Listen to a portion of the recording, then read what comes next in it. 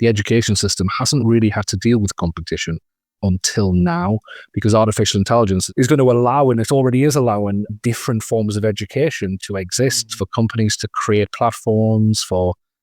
Even I was playing around with my Ray-Ban Meta sunglasses yesterday, and how long is it going to be until a student is saying, well, why do I have to go to school? This advanced wearable glasses is teaching me, is giving me skills. So I think we're about to go into an era where mainstream education has competition the likes it's never seen before, and therefore will become more and more relevant, or will have to get its act together and innovate to keep its place. Welcome to Pioneers, the show where we explore the intersection between humanity and AI. I'm your host, Ankur Patel. Over the last 10 years, I've built 3 AI startups, written 2 books about the subject, and I run a weekly AI newsletter. I also regularly teach and speak about the topic at conferences. This technology has grown faster than I think any of us could have imagined, and it's making us ask really important questions, such as, how ethical is AI? What will this technology look like in a few years, let alone a few months? And most importantly, does it have the power to truly change the world? And what does it mean for you? On this show, I'll be interviewing the founders, operators, and pioneers that are introducing AI into their companies and industries. We'll be asking them the really heavy-hitting questions that make them dig deep into the core of what we do. And without further ado, let's dive into today's episode. Welcome back to the show. I'm your host, Ankur Patel, and today my guest is Dan Fitzpatrick, a best-selling author on AI and education. Dan, welcome to the show. Thank you for having me. It's a real pleasure. So Dan, we are right at the juncture of you publishing your book and going live. Could you tell us a little bit more about what you're writing on? Absolutely. So I've spent the last 2 years working with schools, colleges, businesses, universities, helping them to get to grips with artificial intelligence and to grab the opportunities that come from artificial intelligence. First book was around the practical side of that. This builds on that and looks at the strategy. So the new book is called Infinite Education, the 4-step strategy for leading change in the age of artificial intelligence. I'm building on the ideas of the academic James Carse in the 1980s around his idea of infinite and finite games, which Simon Sinek wrote about probably most recently a few years ago. I take those ideas and really explore how we can move education from a finite game, so one that has an end point, one that doesn't necessarily have much vision in it. I'm going to go that far. As somebody who has worked within the education system, I feel like I can be a bit harsh on it because I still love the education system. But one that needs to move from that finite vision and actually embrace an infinite vision in this new age of AI so that we can prepare our students, our children, our next generation to embrace the opportunities of this technology. This is a phenomenal time in education because over the course of my life, I think the largest inflection point that I saw, at least early on, was the internet, right? The internet came online. All of a sudden, students and educators had access to information via keyboard immediately. I remember back in the day, people would have to go to a library, go to an encyclopedia, and then go and find answers. So you were able to use a tool that made it easier to search and get answers that you needed. And that felt really powerful at the time. But in some ways, education is in a moment of crisis where AI is so disruptive, right? It's not just about search. It's actually crafting full-on essays. It's able to answer questions at a level that perhaps many students are not able to. So I'm very curious, what's the temperature in the room among educators around the proper use of AI among students and educators? Absolutely. You think there would be a bit more of a crisis going on. There actually isn't. And I think that worries me because the history of education, especially if we look at most recently the last 25 years and kind of the rise of mainstream internet access, is that the education systems around the world, I'm privileged to work with a lot of them on every continent, they've traditionally swallowed up innovation in a way where they've kind of stripped it back and then integrated into the kind of, in inverted commas, the way things have always been done. So education has a real knack, a real ability to be able to take parts of what's going on in the outside world in terms of innovation and then use it to uphold what it's already doing. And we did that with technology really, really well. And so therefore you get tools like Google brings out Google Classroom about 10 years ago now. It was actually quite innovative at the time. And I used to use it a lot, and I'm not putting Google down, but the educators found a way to use it just to support what was already going on in the classroom. And so Google changed and realized that that's what their customers wanted, the educators wanted. So I believe that in this new age of artificial intelligence, that the education system can no longer do that. I think one of the things that's going to have the most important impact is competition. And we know that one of the main things that drives innovation in the business world is competition. The education system hasn't really had to deal with competition until now, because artificial intelligence is going to allow, and it already is allowing, different forms of education to exist, for companies to create platforms for. I mean, even I was playing around with my Ray-Ban Meta sunglasses yesterday, and how long is it going to be until a student is saying, well, why do I have to go to school? This advanced wearable glasses is teaching me, is giving me skills. So I think we're about to go into an era where mainstream education has competition the likes it's never seen before, and therefore will become more and more relevant, or will have to get its act together and innovate to keep its place. So question for you. I mean, I think when ChatGPT came about 2 years ago, the initial gut reaction among some educators at least was to ban the use of ChatGPT until it could be better understood and introduced in the proper way in classrooms. Now, of course, with any big innovation, and this is also true in enterprise, it's hard to ban anything outright because people will find a way to use it. Students will find a way to use it in education. Employees will find a way to use it personally to help what they're doing professionally. So you can really not ban technology like this outright and prevent it from being used altogether. But has that reaction changed over the last 2 years in a tangible way where educators are now embracing some use of generative AI in the classroom? Yeah, let me tell you two stories to demonstrate that. So I was just recently in New York City working with the New York State school boards. So all of the different school districts in the state of New York, they came together, and I was invited to give a keynote to them in New York City. They, this time last year, had banned AI. And now they're backtracking. Now they're looking at how they can start to integrate artificial intelligence, because they realized that wasn't the answer. Also, last week, I was in Edinburgh in Scotland delivering some training to some what we call head teachers or principals. And the word came through that the school district in Edinburgh, the capital of Scotland, had just banned AI. That was last week. So some are learning from these mistakes, some aren't. Some are only 2 years later starting to grapple and realizing what this technology actually entails and panicking. But we know, don't we, from history, that simply banning something is never going to have the right answer. It's never going to be the solution. And I think, of course, it's not, especially in education, when we're supposed to be, our purpose in education is to prepare our students for success in the world. And therefore, banning them access to a tool that they're likely going to be using every single day once they go into the world is, number one, just crazy. And number two, it's going to shine a light on the irrelevance of the education system if we keep doing things like this. So it's always great to see certain schools acknowledge they've made a mistake and backtrack. I think that's part and parcel of innovation. But it's always sad to see when mistakes aren't being learned. We had a guest on the podcast a couple of weeks ago, Kate, and she mentioned that it's quite foolish not to introduce AI in the classroom, because when you think about preparing the future generation on how to do work really well, right, to be professionals, the use of AI has to be part of the curriculum, right? And so knowing how to use AI to get more value, and of course AI is going to look different over time, but today would be, how do you design prompts? How do you go and do a chain of thought to get to the answers that you need? How do you use that as a good quick starting point to then build on top of to get to that final state that you're driving towards? But knowing how to use AI effectively needs to be part of the curriculum to prepare the future generation to be able to work with this technology. And banning it outright, assuming that basically AI doesn't exist, we could put it in the closet or whatnot and not have to worry about it, that seems quite foolish. So I'm curious, What are you seeing among educators around how to incorporate AI where it's enabling to the future generation?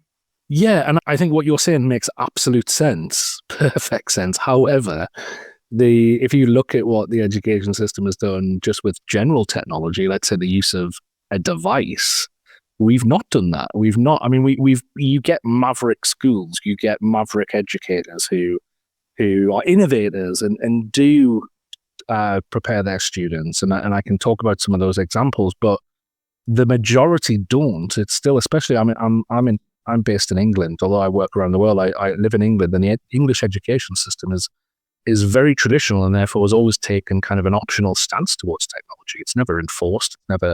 It's never become an obligatory thing. So you get some schools who embrace it, but most schools aren't really embracing it. So to then expect them to embrace it and teach skills around AI is when we haven't even done that with how to use a device and how to use the internet is a big leap.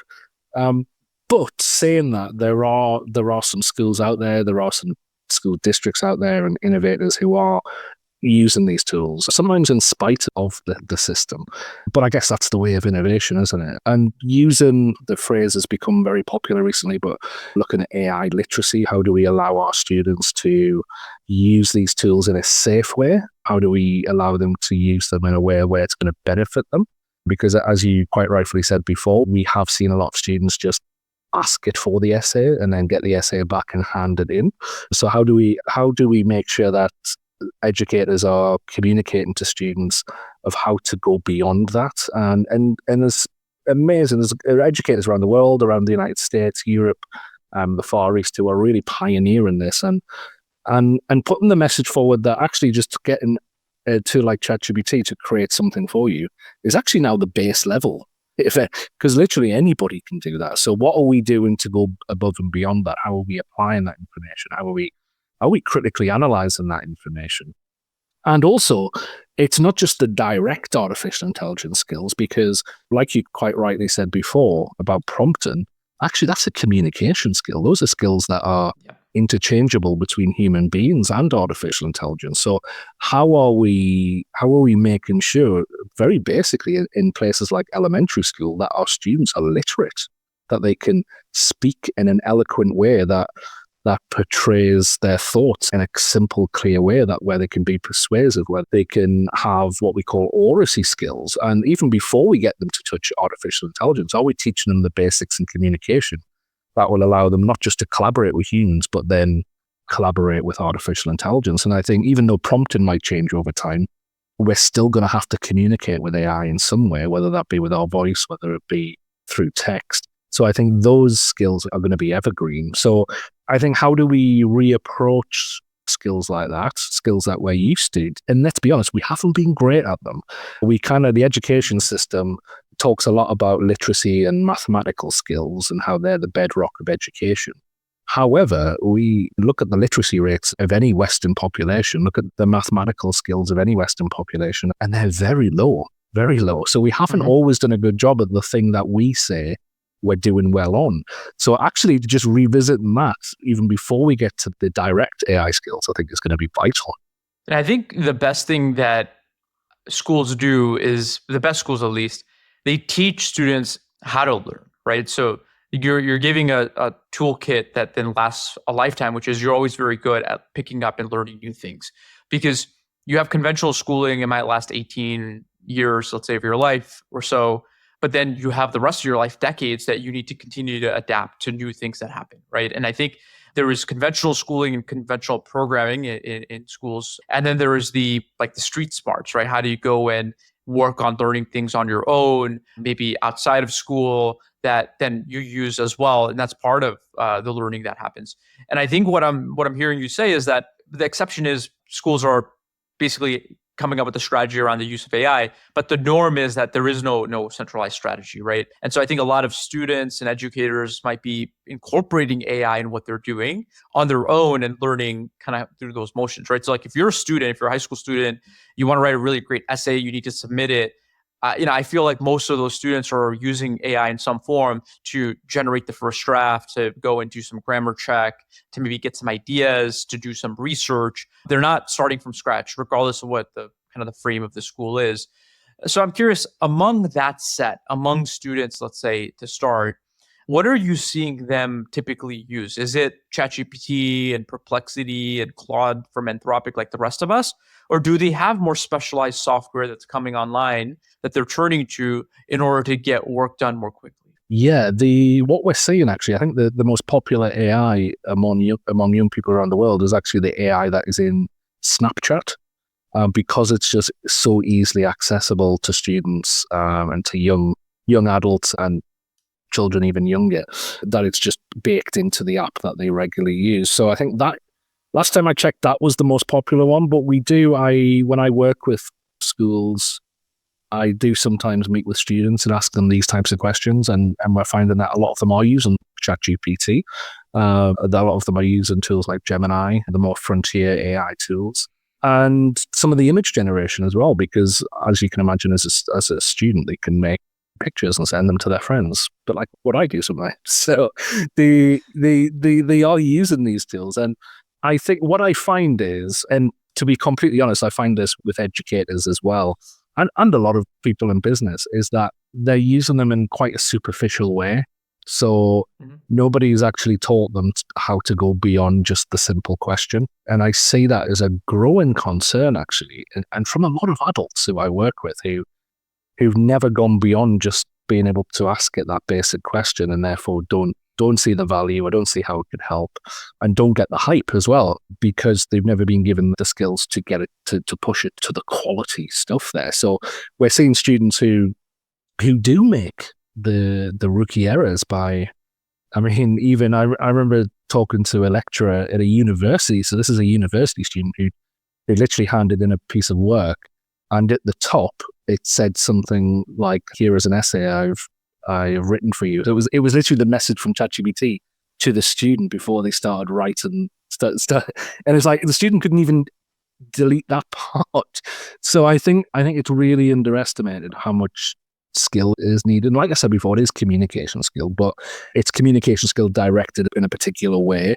And sometimes that's just a switch. Sometimes I find that if you just help people just to flick that switch and go, actually, the skills I've already got can be applied to this, and it can totally open up that world to them. But yeah, I think so. Students are using similar tools to what adults are using, and they're falling down the same traps as a lot of adults are making when it comes to this. So I think it's really part of what we should do as educators. When it comes to students that don't have really good foundational understanding of how to write essays and do research and have proper grammar, I'm a little worried that they get so accustomed to using tools like ChatGPT and other AI tools that they don't learn the basics, and therefore they become more and more dependent on these tools because they can't compose from scratch, and they don't even know what good looks like, right? Like the bar basically is set by ChatGPT. They can't go and do much more beyond that because they just don't have good fundamental skills to work with language.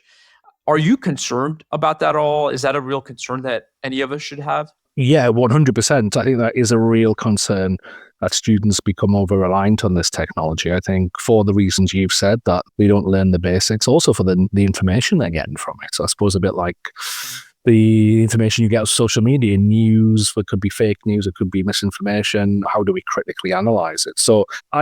And that's why I think we probably need to learn the lessons of social media here. So, we've had social media for 20 years now, and only now are schools starting to think about, actually, should we restrict access? Should we maybe wait till students are a bit more mature before they psychologically get involved with this type of technology? And I think we need to have those conversations, and we need to learn the lessons. And I think one of the things is, especially on that elementary school level, maybe we shouldn't get them to be using AI for those reasons, to just to come up with content, but maybe we should be teaching them the foundational skills first. Now, I don't have answers to this because I suppose it's an area doesn't really have much research behind it at the moment. However, I think probably like everything, it's going to be a balance. It's going to be a balance of some parts of the education process still being traditional, because we still need our students to learn certain things. Do we need to need them to learn as much as they do now? I don't think so. I think the curriculum that we have is very arbitrary, and it gets stuffed with lots and lots more information. And therefore, coming back to the theme of my book, Infinite Education, we do that for a finite reason. We do it so that they can pass the exam, they can get the grade that they need. But there's no real focus on, will they use this in 20 years' time? Will they use this in 10 years' time? So I think we need to really ground ourselves again on, why are we doing this again? Why are we doing this? And coming back to your point earlier, how do we build in the skill to learn independently? Because if we are just taking that finite mindset and going, right, learn all of this for a certain 3 hours in time when you're 18 years old, that's not really going to help anybody. I mean, a bit of paper with a grade written on it when you're 18 years old of a snapshot in time, it doesn't really mean anything. I mean, it doesn't really mean anything a week later, to be fair, because your student could have gone away and learnt everything or forgotten everything. So it's how do we encourage them to be able to continue learning and have that infinite approach? And that's going to come from skills. Now, we still need to learn knowledge, but I think we've put the horse before the cart. We've put I sometimes refer to it as, we have a model that does just in case education. Now, we're going to teach you as much as we can about what we know about the world, just in case you ever need to use it. And let's be honest, think back to your high school education. How much of it did you just need to, did you have to go back to? Very, very little of it. So I think if we get students practiced in a method of just-in-time education, where we go, right, and we don't put the horse before the cart, we actually say, right, this is the problem we want you to solve. It's a real-world problem. Now let's reverse engineer that, and what do you need to learn to be able to solve that problem? And I think if we actually show students how to go about learning in that way, then we're setting them up with a framework for life. And it doesn't matter if AI advances, it doesn't matter if AI disappears, it doesn't matter if a new technology arrives next week and suddenly disrupts the world again, they're going to have the skills to be able to deal with that. Maybe let's talk a little bit about personalization, right? So this topic has been at the forefront of education a long time. Class sizes keep getting larger. The individual attention that each student needs is hard. It's not really accommodated well. And then, of course, you have wealthy families being able to get tutors and provide more personalized education, but it's very much dependent on wealth and income to be able to supply that. But software was supposed to be the great enabler and maybe like to have a more level playing field, because it could deliver personalization at scale. So how far are we at accomplishing that vision? And how much does AI help in making this possible? I believe at the moment AI can help in a limited way. I think if AI is going to progress the way we think it is, or the people who work within the frontier AI companies are telling us, then I think there are going to be some phenomenal opportunities on the horizon. I think there's still a big problem, and that big problem is motivation. So as an adult, we go and learn something because we're motivated to. I need to change. I just moved into a new house a few years ago, and I need to change all of the wiring or the light bulbs and so on. And I watched a YouTube video. I mean, I probably shouldn't have for an electrical problem, to be fair, but I did. I watched a YouTube video and it helped me to do that. So there was a motivation there to need to do it. I think if we could have the world's best tutor, like phenomenal tutor, but if a child isn't motivated or doesn't have the curiosity to want to interact with it and to go on a journey with it, then it's not going to make any difference whatsoever. So I still believe that we need the human in the room. We need humans. When teachers are amazing motivators. They have to be. They really have to be. So we still need that motivation element. And I think it goes back to what I just said there as well around motivation can come from actually solving real world problems. For a long time, and I did it when I was teaching because that was just the methods of the school I was in, that students did work that didn't mean anything. It went in a book, that book went on a shelf, and at the end of the semester, the student would take it home and most likely throw it in the bin. It didn't mean anything. So how do we make learning authentic and what students do and like genuine? Because they're not humans in training. They're, they're humans now. They've got value to offer. And I think so. How can we help actually get them involved in the world? That could be a huge motivational factor. And how can we then build in curiosity? And I like the idea of, if a school is going to survive into the future, it has to become a factory for curiosity. It has to drive curiosity. We've got an education system in a minute where a teacher walks into a room and says, this is what we're learning today. The student doesn't have a choice in it. How do we build curiosity back into our education system where the student can say, actually, I want to learn this. And then therefore, again, they can reverse engineer that, and they can then have the motivation to either ask a teacher or ask an AI tutor to say, help me learn this, and therefore go on that journey. So I do think, and it will take a flipping on the head of the education system, which is not going to be any easy feat. But we need to build curiosity back in from the ground up when it comes to education. If we want to get the most from tutors, if we don't do that, I can see a widening of the gap between those who are well educated, those who come from maybe more well off families, because we know that students in those conditions tend to have a lot more personal motivation. They tend to be a lot more driven. They tend to understand the value of education more. And therefore, if they've got those tools, they'll be able to go even further ahead of a student who might not be from a great socioeconomic background and therefore doesn't have the motivation or the what we call social capital to be able to be curious about education and want to learn.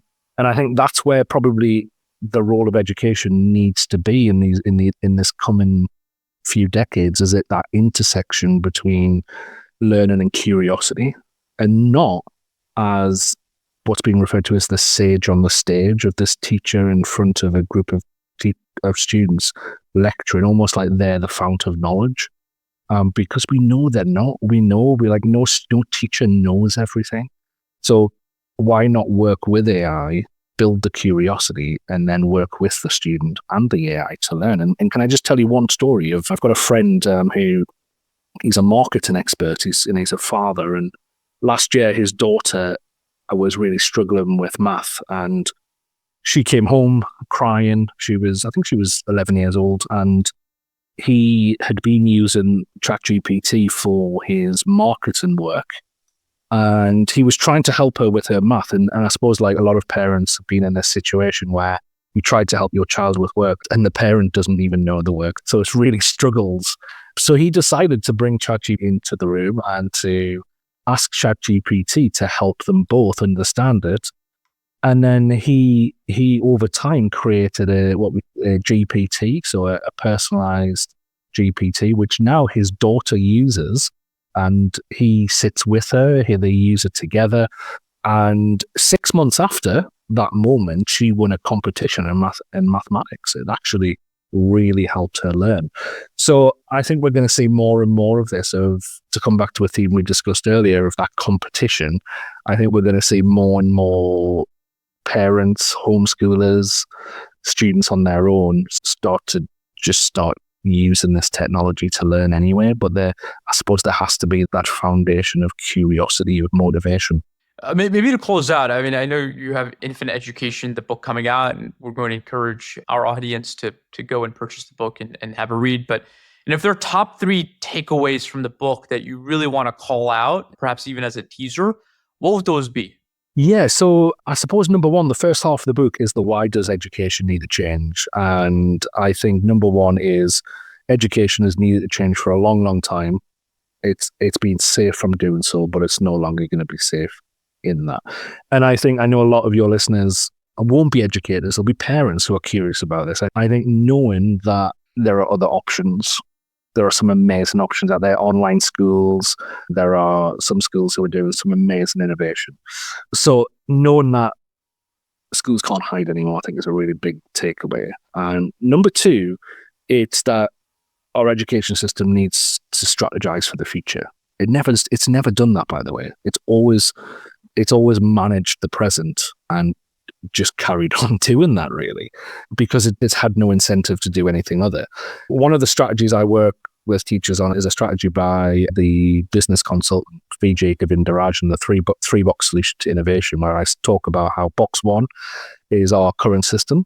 We can use AI in order to make that more efficient, but we need to also look at box three and start to create the future of education. So there are two types of innovation in that scenario. There's linear and there's non-linear, and we need to be doing both, not just the linear. In my experience, the education system doesn't even know there's a third box. It doesn't realize there's a different type of innovation. It only thinks there's one type of innovation. So opening our eyes and realizing that we have the power to create the future. And number three, I suppose that the second half of the book really is a practical guide. It goes through 4 steps to help educational leaders and innovators to bring about strategic change within their organization. I don't tell people what to do. A lot of strategy books will outline, this is what you need in your strategy, follow this template type thing. It's not that type of book. It's a book about how do you get a group together to start to build from the ground up. And its activities, its tasks, its direction on how to start creating your own future of education that is relevant to you. So if anybody's looking for, if there is educators listening to this and looking for a quick solution, that's not what this book brings. It actually forces you to do the innovation, to do the strategy.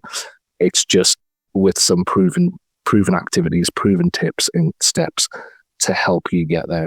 And it's going to be a tough journey, a really tough journey. The education system is a massive beast. It's a beast that's hundreds of years old. It's not going to be easy to turn this thing around, but we need people to start stepping up, to be heretical leaders, to go, you know what, we're going to start questioning what the dominant thinking here, and we're going to start looking for ways that we can prepare our students for the actual world we're moving on into, not a world that existed yesterday. Great. Well, Dan, it's been a pleasure having you on the show. I think no single book will have all the answers, but I think your book will foster some really interesting conversations. So very excited to have a read, and we'll make sure to include that in the show notes. But really appreciate you being on the show, and best of luck with the book launch. Thank you very much. Thanks for having me.